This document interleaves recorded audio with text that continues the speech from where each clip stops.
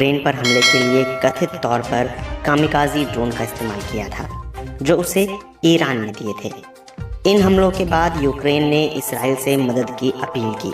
Ukraine ने Israel से air defence system की मदद मांगी थी, जिसे इसराइल ने ठुकरा दिया। इसराइल और ईरान के बीच दुश्मनी पुरानी है, लेकिन रूस के साथ बेहतर संबंधों के चलते इसराइल अब तक यूक्रेन को हथियार देने से इनकार करता रहा है। कुछ दिन पहले इसराइल के रक्षा मंत्री बेनी गैंट्स ने कहा कि स्पष्ट कारणों से हम इस युद्ध में शामिल नहीं होना चाहते। अब तक हमारी यही नीति रही है और हम इस मामले में काफ़ी सावधानी बरत रहे हैं। हम हथियार नहीं देंगे। यूक्रेन पर हुए रूसी ड्रोन हमले में कम से कम 8 लोगों की मौत हुई थी। अमेरिका का मानना है कि उड़ान भर सकने वाले ये मानव रहित व्हीकल यानी यूएवीज रूस को देकर ईरान ने परमाणु समझौते से जुड़े संयुक्त राष्ट्र के रेजोल्यूशन का उल्लंघन किया है। इस रेजोल्यूशन के तहत ईरान पर कुछ तरह की सैन्य तकनीक दूसरों को देने पर रोक है। हालांकि ईरान ने आधिकारिक तौर पर रूस को ड्रोन सप्लाई करने से इनकार किया है। ड्रोन हमले के बाद यूक्रेनी विदेश मंत्री ने कहा था कि जो ड्रोन आज यूक्रेन पर हमला कर वहां तबाही मचा रहे हैं, उनका निशाना इसराइल पर भी है। यूक्रेन ने इसराइल से कहा कि वो उससे आयरन डोम एंटी रॉकेट बैटरी, जहाज से छोड़े गए मिसाइलों को नष्ट करने के लिए बराक 8 मिसाइल डिफेंस सिस्टम, ज़मीन से हवा में मार करने वाले patriot missile, arrow anti ballistic missile defence system और iron beam anti rocket laser device खरीदना चाहता है। लेकिन इसराइल ने यूक्रेन की इन तमाम मांगों को ठुकरा दिया।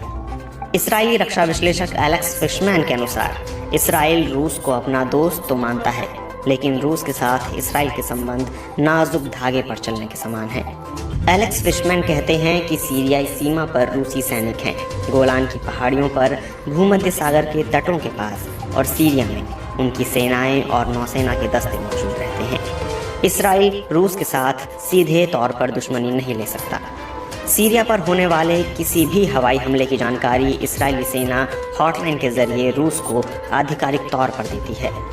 सीरिया में इसराइली सेना का फ्रीडम ऑफ एक्शन इसराइली सुरक्षा व्यवस्था के लिए बेहद महत्वपूर्ण है। इसराइल को चिंता है कि अगर रूस नाराज हुआ तो वो सीरिया में मोर्चा बढ़ा सकता है और हिजबुल्लाह को भी अधिक आधुनिक हथियार देकर उसके लिए मुसीबतें बढ़ा सकता है।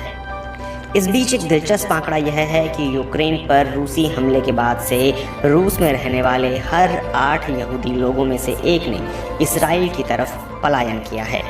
वहीं यूरोप में यहूदियों की एक बड़ी आबादी जिन देशों में है, उनमें यूक्रेन अहम है। रक्षा विश्लेषक फिशमैन कहते हैं कि इसराइली विदेश नीति में पहली प्राथमिकता यहूदी समुदाय है। अगर इसराइल ने यूक्रेन को मिसाइल सिस्टम देने का फैसला किया तो इसकी प्रतिक्रिया में रूस जो पहला कदम लेगा वो होगा यहूदी एजेंसी को बंद करना। दोस्तों, अगर आपको यह न्यूज़ अच्छा लगा हो तो वीडियो को लाइक कर चैनल को सब्सक्राइब करना ना भूलें।